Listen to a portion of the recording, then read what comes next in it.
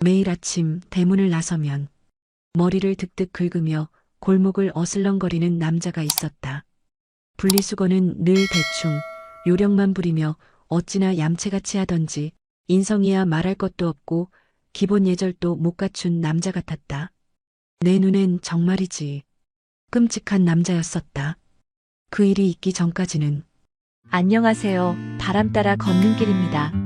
여기서 만나는 모든 이야기가 당신의 하루에 작은 쉼표가 되길 바랍니다. 올해 59, 나는 사회복지사였다. 홀로 된 지 5년 남짓 게으르고 사고만 치던 그 사람과 결국은 갈라섰다. 이제와 그 나이에 이혼이 무슨 소용 있겠냐 하겠지만 나에겐 마지막 남은 숙제이자 소망이었다. 20년이 넘게 빚만 갚아주며 살았다. 그렇게 덧없는 세월을 보내던 어느 날 문득 내 삶이 아까워졌다. 그래서 결심했다. 더 길게 생각하지도 않았다. 시작이 어렵지 참으로 홀가분한 일이었다. 그렇게 이사온 조용한 동네, 도시와 시골의 중간쯤 되는 분위기라 보자마자 마음에 들었다. 그 남자를 처음 본 건 이사 온 지 일주일째 되던 날이었다. 낡은 추리닝 바지에 까치머리, 머리를 득득 긁으며 쓰레기 봉투를 휙 던져놓고 들어가던 뒷모습. 그 짧은 행동에서 묻어나는 게으름과 무심함이 고스란히 전해졌다. 더 길게 눈길도 주지 않았다. 그렇게 한 달이 되어가던 어느 날 몇 번이고 그를 마주치곤 했지만 딱히 인사를 나누거나 얼굴을 읽히진 않았다. 나는 되려 눈길을 피하곤 했다. 그런데 그날은 굳이 그 남자가 나에게 먼저 말을 걸어왔다. 이사 오신 거죠? 아, 네. 대답을 하고 돌아서자 그 남자는 말을 덧붙였다. 하도 사람 소리가 안 나서 사람 안 사는 줄 알았네요. 나는 어색한 웃음을 지으며 돌아서며 생각했다. 그럼 내가 너한테 보고라도 해야 되냐? 첫인상도 별로였지만 비호감이 확실해진 날이었다.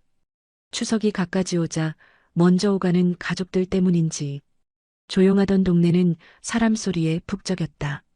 제법 서늘해진 공기에 밤이면 코끝이 시려지는 날씨였다. 밤이면 달빛이 유난히 밝아 손에 닿을 듯 가까워 보였고 날씨 탓인지 이맘때쯤엔 그리운 얼굴을 자꾸 떠오르게 했다. 때마침 나에게도 그리운 사람에게 전화가 걸려왔다. 엄마, 어디 아픈 데는 없지? 참지 말고 병원 가셔. 아이고, 엄마는 걱정 마. 애들 잘 있지? 당연하지. 외할머니 보러 갈 생각에 들떠 있어. 차로 4시간 거리에 사는 하나뿐인 내 딸. 저도 사는 게 고단할 테니 함부로 보고 싶다는 말도 못 꺼낸다. 오랜만에 보는 사위와 손녀들이니 뭐 하나라도 더 해먹이고 싶어 서둘러 집을 나섰다. 마트에 도착하자 머릿속에 미리 생각해두었던 메뉴들을 떠올리며 하나 둘 재료들을 집어들었다. 카트 바구니가 제법 무거워졌을 때 즈음 손녀가 가장 좋아하는 갈비를 잊었단 걸 깨달았다. 미리 넉넉하게 재워둘 생각으로 주저없이 정육 코너로 향했다. 그러자 멀리서 보이는 익숙한 실루엣, 매일 아침 집 앞 골목길에서 늘상 보던 한심한 뒤통수. 나는 최대한 눈길을 주지 않으려 노력했다. 그러나 어김없이 들려오는 목소리. 장 보러 오셨나 보네요? 아, 내장 보러 오셨어요? 나는 억지 웃음 지어 보이며 어색한 미소로 대답했다.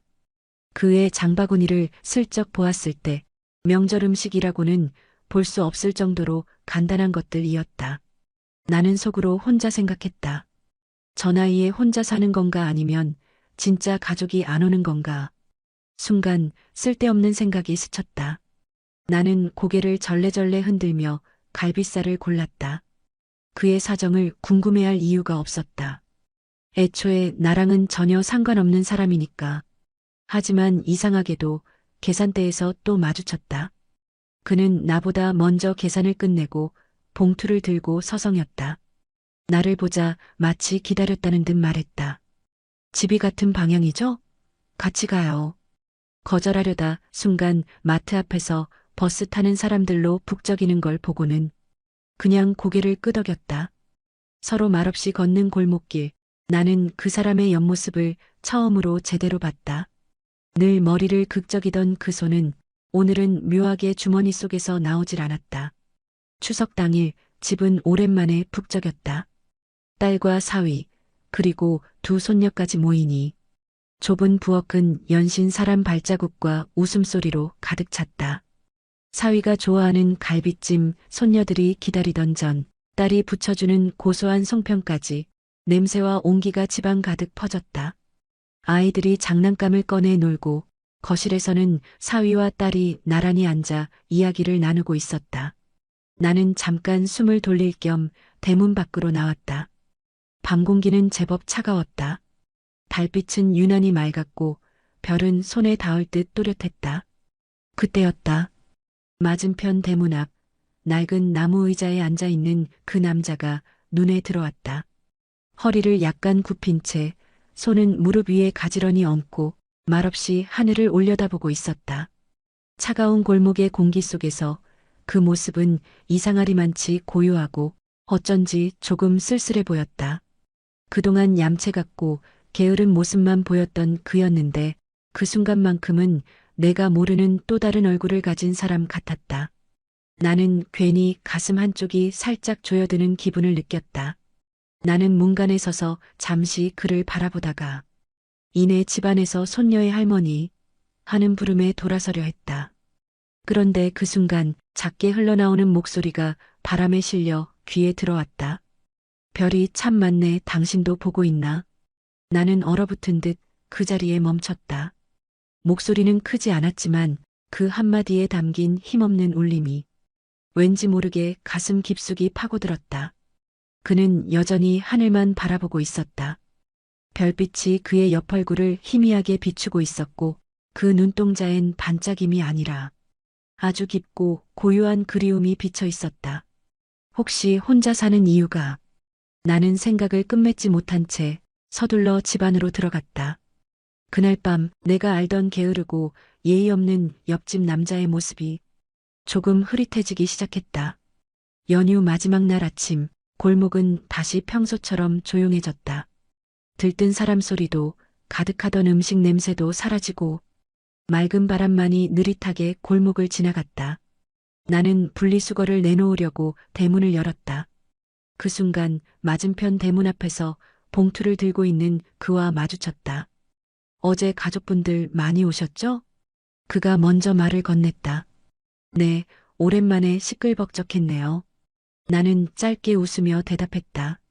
그는 잠시 고개를 끄덕이다가 좋으셨겠어요. 하고 웃었다. 웃음은 얇았지만 묘하게 씁쓸한 기운이 스쳤다. 순간 어젯밤 별을 올려다보던 그의 모습이 떠올랐다. 입술이 간질거렸지만 혹시라는 말을 꺼내진 않았다. 대신 나도 모르게 물었다. 명절엔 가족 안 오세요? 그는 봉투를 내려놓으며 잠시 머뭇거렸다. 다 멀리 있어서요. 짧고 간단한 대답이었지만 그 안엔 더 묻지 말아달라는 기색이 담겨 있었다. 나는 고개를 끄덕이고 봉투를 챙겨 골목 끝 분리수거장 쪽으로 걸었다. 그의 발소리도 뒤따라왔다. 예전 같으면 괜히 속도가 빨라졌겠지만 오늘은 이상하게 걸음을 맞추고 있었다. 분리수거장에서 봉투를 내려놓자 그는 옆에서 조용히 병뚜껑을 따로 분리했다. 늘 대충 하던 사람이라 생각했는데 오늘은 유난히 꼼꼼했다. 요즘은 이렇게 안 하면 혼나더라고요. 그가 웃으며 말했다. 나는 고개를 끄덕이며 아무 말 없이 자리를 떴다. 그날 오후 동네 작은 슈퍼에 들렀다가 주인 아주머니에게서 뜻밖의 이야기를 들었다. 옆집 사는 그이 참 고생 많이 한 사람이에요.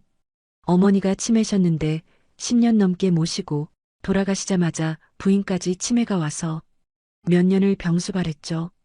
그렇게 세월 다 보내고 나니 이젠 아무것도 하기가 싫다더라고요. 그냥 대충 살고 싶다고. 나는 계산대에 돈을 올려놓은 채 한동안 멍하니 서 있었다. 그의 무심하고 게으르던 모습들이 갑자기 다른 의미로 다가왔다. 대문 앞 의자에 앉아 별을 올려다보던 밤, 그 눈빛이 왜 그렇게 쓸쓸했는지 이제야 알 것 같았다. 다음 날 아침 나는 대문 앞에 잠시 서서 하늘을 올려다봤다. 밤새 비가 내린 뒤라 공기가 유난히 맑았다. 문득 골목 저쪽에서 익숙한 발소리가 들려왔다. 그는 오늘도 낡은 추리닝 바지에 슬리퍼를 질질 끌며 걸어오고 있었다. 예전 같았으면 고개를 돌렸을 텐데 이번에는 내가 먼저 입을 열었다. 어제 별 참 많았죠? 그는 의아한 듯 나를 바라보다가 살짝 미소를 지었다. 네, 참 많더군요. 짧은 대답이었지만 그 미소는 내가 지금껏 본 그의 표정 중 가장 부드러웠다. 나는 잠시 망설이다가 오늘 아침국 끓였는데 좀 드실래요? 하고 말했다. 내 목소리가 왜 그렇게 조심스러웠는지 나 스스로도 알 수 없었다. 그는 한동안 대답을 하지 않다가 고개를 천천히 끄덕였다. 그럼 감사히. 그 순간 차갑게만 느껴졌던 골목 공기가 조금은 따뜻하게 변한 것 같았다. 그가 대문을 살짝 열고 들어서자 집안엔 아직도 명절 음식 냄새가 남아 있었다. 갈비찜, 잡채, 각종전, 송편까지 딸과 사위, 손녀들을 위해 한가득 준비했던 음식들이 어제 그대로 식탁 위에 있었다. 아침이라 국만 드시게 하려 했는데 이왕 오신 김에 같이 드시죠. 나는 국을 덜어내고 갈비찜에 윤기가 돌도록 다시 데웠다. 그는 의자에 앉아 한참 상을 바라보다가 작게 웃었다. 이걸 다 혼자 하신 거예요? 네. 딸이랑 사위, 손녀들이 오니까요. 근데 너무 많이 해서 남았어요. 나는 무심한 척 말했지만 손은 괜히 더 바빠졌다. 그가 갈비를 한 입 베어 물었다. 천천히 씹던 그는 고개를 끄덕이며 말했다. 맛있네요. 오래간만에 명절 음식 먹어봅니다. 그 말에 가슴 한쪽이 묘하게 울렸다. 목소리 끝이 살짝 떨린 것 같기도 했다. 나는 물컵을 채우며 무심한 척 말했다. 다음 명절에는 혼자 드시지 마세요. 그는 내 말을 듣고 잠시 나를 바라봤다. 그 눈빛 속엔 고맙다는 말도 거절도 없었지만 이상하게 오래 남는 온기가 있었다. 그는 젓가락을 내려놓고 물을 한 모금 마셨다. 잘 먹었습니다. 짧은 인사와 함께 자리에서 일어났다. 나는 현관까지 배웅을 나갔다. 그가 신발을 신으며 조용히 웃었다. 명절 기분 조금은 낫네요. 대문이 열리고 차가운 바람이 스쳤다. 그는 골목 쪽으로 걸어나갔다. 느릿하지만 힘 있는 발걸음. 예전엔 그저 게으른 걸음걸이로만 보였는데 오늘은 이상하게 단단해 보였다. 그 뒷모습을 한참 바라보다가 나는 문을 천천히 닫았다. 식탁 위에 남아있는 빈 그릇들과 따뜻했던 눈빛이 마음 한구석에 오래 남았다. 그날 이후로 골목에서 그를 마주치는 순간이 전보다 잦아졌다. 아니, 어쩌면 원래 같았는데 내가 더 눈여겨보게 된 건지도 모른다. 아침에 분리수거를 내놓다 보면 그가 슬리퍼를 끌며 내려오는 소리가 먼저 들렸다. 예전엔 그 소리가 귀찮아서 고개를 돌렸는데 요즘은 괜히 대문을 조금 더 늦게 닫았다. 마트에 가는 길에도 마찬가지였다. 저 멀리에서 그의 낡은 모자를 보면 발걸음을 천천히 해 마주치는 타이밍을 맞추곤 했다. 물론 그럴 때마다 대화는 짧았다. 장 보러 가세요? 네, 뭐 좀 사러요. 단순한 말뿐인데 묘하게 여운이 남았다. 그리고 밤이면 대문 앞 의자에 앉아 하늘을 보는 그의 모습이 종종 눈에 들어왔다. 여전히 별을 보며 무슨 생각을 하는지 알 수 없었지만 그 고요한 뒷모습이 이젠 전처럼 불편하지 않았다. 오히려 조금은 궁금해졌다. 그날 이후 이상하게 그 사람이 자꾸 생각났다. 부엌에서 칼을 잡고 채소를 썰다 보면 그날 갈비찜을 먹던 그의 표정이 떠올랐다. 조용히 고개를 끄덕이며 맛있네요 하던 그 목소리까지. 혼자 저녁상을 차릴 때도 마찬가지였다. 빈 의자가 유난히 눈에 들어왔다. 거기에 그가 앉아 젓가락을 드는 모습을 상상하고 있는 나를 발견하면 괜히 웃음이 나다가도 곧 한숨이 나왔다. 내가 왜 이러지? 그저 옆집 남자일 뿐인데 예전엔 보기 싫어서 눈길조차 안 주던 사람이었는데 그런데도 국물이 보글보글 끓는 냄비 앞에 서 있으면 오늘도 같이 드실래요? 그 말을 꺼내는 장면을 머릿속에서 몇 번이나 연습하고 있었다. 그날은 유난히 바람이 차가웠다. 저녁 준비를 마치고 잠깐 바깥 공기라도 쐬려고 대문을 열었다. 골목 저편에서 그가 걸어오고 있었다. 양손은 주머니에, 목은 옷깃 속에 파묻고 그 특유의 느릿한 걸음으로 나도 모르게 목소리가 먼저 나왔다. 저기, 그가 멈춰섰다. 네. 나는 잠시 숨을 고르고 국 끓였는데 한 그릇 드실래요? 하고 말했다. 말이 끝나자마자 심장이 괜히 두근거렸다. 그는 한동안 나를 바라보다가 살짝 아주 작게 웃었다. 그럼 감사히. 그가 집 안으로 들어서자 식탁 위에는 갓 지은 밥과 뜨끈한 소고기 뭇국 그리고 김치와 장아찌, 나물 반찬이 올려져 있었다. 간단하게 드세요. 하고 말했지만 내 손은 괜히 반찬을 하나 더 꺼내고 있었다. 그는 숟가락을 들더니 조심스레 국부터 한술 떴다. 김이 얼굴을 감싸고 잠시 눈을 감았다가 작게 숨을 내쉬었다. 뜨끈하네요. 이런 건 참 오랜만입니다. 그 한마디에 나는 괜히 숟가락을 들던 손이 멈췄다. 무얼 더 물어봐야 할지 아니면 그냥 넘어가야 할지 잠깐 망설였다. 그러다 조심스레 물었다. 아, 명절에도 가족 안 온다고 하셨죠? 그는 한동안 국만 바라보다가 천천히 고개를 끄덕였다. 멀리 있는 것도 있고 여기까진 잘 안 오죠. 짧게 잘랐지만 그 말 끝에 묵직한 세월이 묻어 있는 것 같았다. 나는 더 캐묻지 않고 그가 밥을 다 먹을 때까지 그냥 맞은편에 앉아 있었다. 이상하게도 그 고요한 식사 시간이 하루 중 가장 따뜻한 순간처럼 느껴졌다. 그가 돌아간 뒤 부엌엔 국 냄새와 온기가 아직 남아 있었다. 싱크대에 쌓인 그릇을 헹구면서도 나는 아까 식탁 맞은편에 앉아있던 그의 모습을 계속 떠올렸다. 별말도 없었고 웃음도 짧았지만 숟가락을 드는 손끝이 유난히 조심스러웠다. 그 한 숟가락 한 젓가락에 그동안 혼자 살아온 시간이 묻어 있는 것 같았다. 자꾸 신경이 쓰였다. 그동안 무심히 지나쳤던 골목길에서 그 사람의 하루가 어떤지 궁금해졌다. 문득 바람처럼 스친 생각이 있었다. 수고한 그 사람이 하루라도 더 행복했으면 그게 내가 해줄 수 있는 가장 작은 바람이자 이상하게도 꼭 이루어졌으면 하는 마음이었다. 다음 날 오후 창밖이 점점 어두워지더니 빗방울이 후두둑 떨어지기 시작했다. 골목이 금세 젖어가고 빗소리가 부엌까지 깊게 스며들었다. 저녁 준비를 하며 창밖을 보는데 저쪽 대문이 열리고 그가 우산도 없이 나오는 게 보였다. 한 손으로 머리를 가리고 다른 손에 비닐봉지를 든 채 골목을 천천히 걸어갔다. 나는 잠시 망설이다 갓 부친 동태전을 접시에 담았다. 김이 모락모락 나는 걸 보니 그 접시를 그냥 놔두긴 아깝다는 생각이 들었다.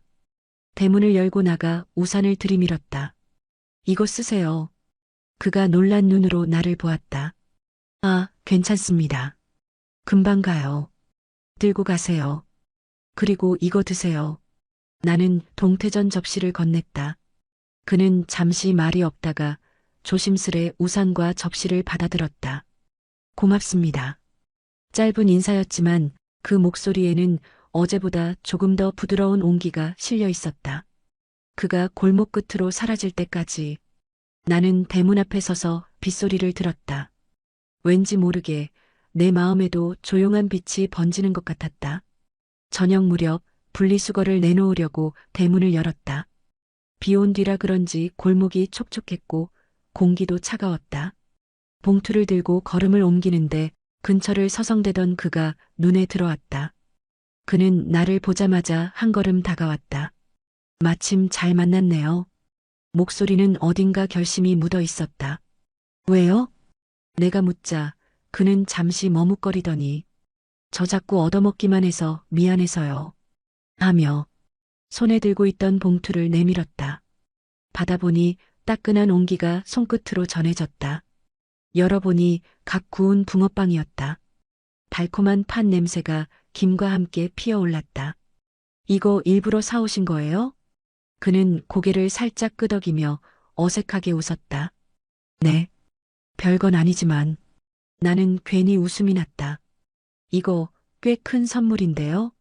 그는 아무 대답 없이 그저 내가 붕어빵 봉투를 꼭 쥔 채 웃는 걸 보고 있었다. 골목 사이로 불어온 찬바람에 붕어빵의 온기가 더 깊게 스며드는 것 같았다. 며칠 뒤 해가 지고 골목이 붉게 물들 무렵 나는 분리수거 봉투를 들고 대문을 나섰다. 마침 그가 골목 모퉁이에서 걸어오고 있었다. 안녕하세요. 내 인사에 그는 잠시 웃더니 어디선가 결심한 듯한 표정으로 다가왔다. 저 따로 운동하시나요? 운동이요?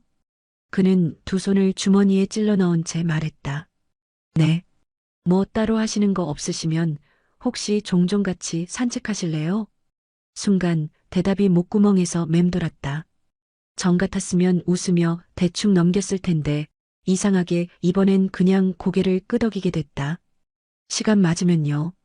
내 말에 그는 조금 환하게 웃었다. 그 웃음이 골목 어스름 속에서 오래 남았다. 산책 약속을 한 뒤 며칠이 지났다. 그날 저녁 골목 끝에서 그가 손을 흔들었다. 낡은 점퍼에 운동화를 신은 모습이 왠지 오늘은 단정해 보였다. 춥진 않으세요? 내 물음에 그는 고개를 저었다. 이 정도는 괜찮아요. 오히려 시원하네요. 우리는 천천히 골목을 걸어 나갔다. 집들이 하나둘 꺼져가는 불빛 사이로 가로등 불빛이 길게 늘어져 있었다. 처음엔 날씨 얘기, 동네 얘기 같은 가벼운 말들만 오갔다. 그러다 어느 순간 그는 조용히 말했다. 사람이랑 이렇게 걸어본 게 진짜 오랜만입니다. 그 말에 나는 잠시 걸음을 늦췄다. 그의 옆모습이 가로등 불빛에 비쳐 살짝 쓸쓸해 보였다. 나는 괜히 주머니 속 장갑을 만지작거리며 물었다.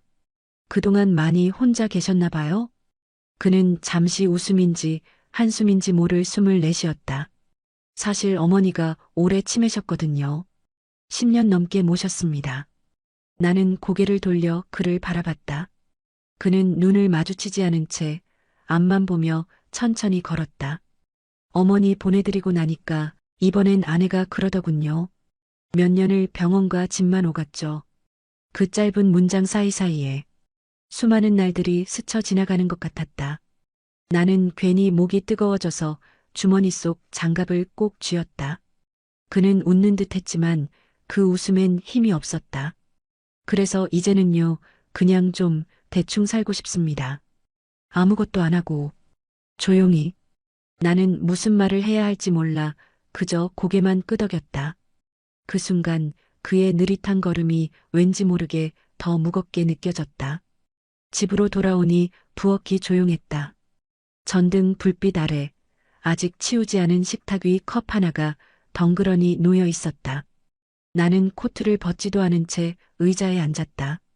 그가 했던 말이 자꾸 머릿속에서 맴돌았다. 어머니 보내드리고 나니까 이번엔 아내가 그러더군요. 이제는 그냥 대충 살고 싶습니다. 그 말에 담긴 무게가 내가 상상했던 것보다 훨씬 깊고 오래된 거라는 걸 오늘에서야 알았다.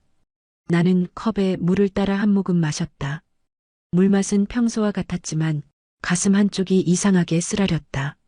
그동안 내가 게으르다고만 생각했던 사람, 분리수거를 대충 한다고 머리를 극적거린다고 속으로 흉보던 그 사람, 그 모든 게 어쩌면 버텨온 세월 끝에 남은 방식일 뿐이었다는 걸. 창밖을 보니 골목이 고요했다. 그가 지금 저 골목 끝 어딘가에서 혼자 불을 끄고 누워 있을 걸 생각하니 괜히 마음 한구석이 무겁게 내려앉았다. 그 사람이 하루라도, 아니 오늘만이라도 조금은 가벼웠으면 좋겠다. 그날도 평소처럼 골목을 나서 산책길로 접어들었다. 바람이 선선해 괜히 걸음이 빨라졌다. 나는 이야기에 집중하느라 발밑을 잘 보지 못했다. 순간 발이 뭔가에 걸리더니 발목이 꺾이며 아야 하는 소리가 튀어나왔다. 멈춰선 나를 본 그가 다급히 다가왔다. 괜찮으세요? 아, 살짝 접질렀나 봐요. 괜찮아요. 나는 대수롭지 않게 말했지만 한 걸음 떼자마자 얼굴이 찡그려졌다. 그가 잠시 나를 보더니 한숨처럼 말했다. 무리해서 걷는 거 안 좋아요. 엎혀요. 아니, 됐어요. 무슨, 말이 끝나기도 전에 그는 허리를 숙였다. 어서요. 다친 발로 오래 걸으면 더 안 좋아집니다. 망설이다가 그의 등에 몸을 실었다. 생각보다 넓고 단단한 등이었고 걸음을 옮길 때마다 그 온기가 등을 타고 전해졌다. 골목을 따라 천천히 걸어가면서 나는 괜히 눈을 들어 가로등 불빛을 바라봤다. 이 상황이 어색하면서도 마음 한쪽이 이상하게 편안했다. 그는 집 앞에 도착해서도 나를 내려주지 않았다. 대문 열어요.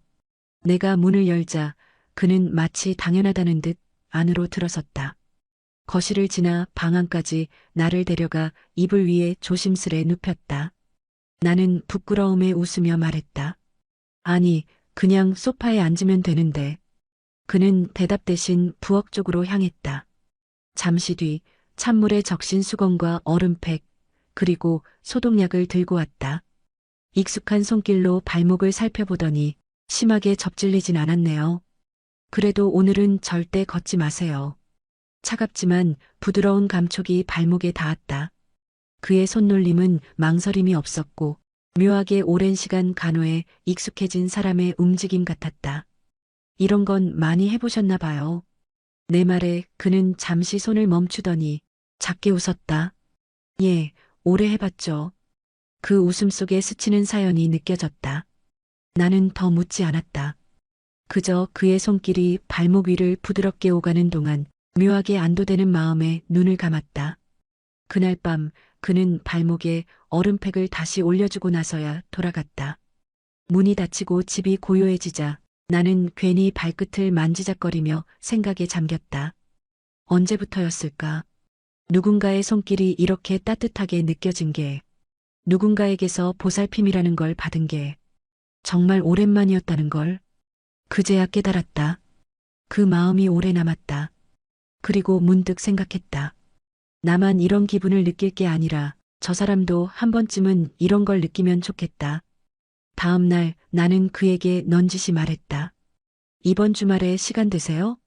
그가 고개를 갸웃하자 웃으며 덧붙였다. 염색 좀 해드릴게요. 그리고 옷도 하나 사러 가죠. 시장에 괜찮은 데 있어요.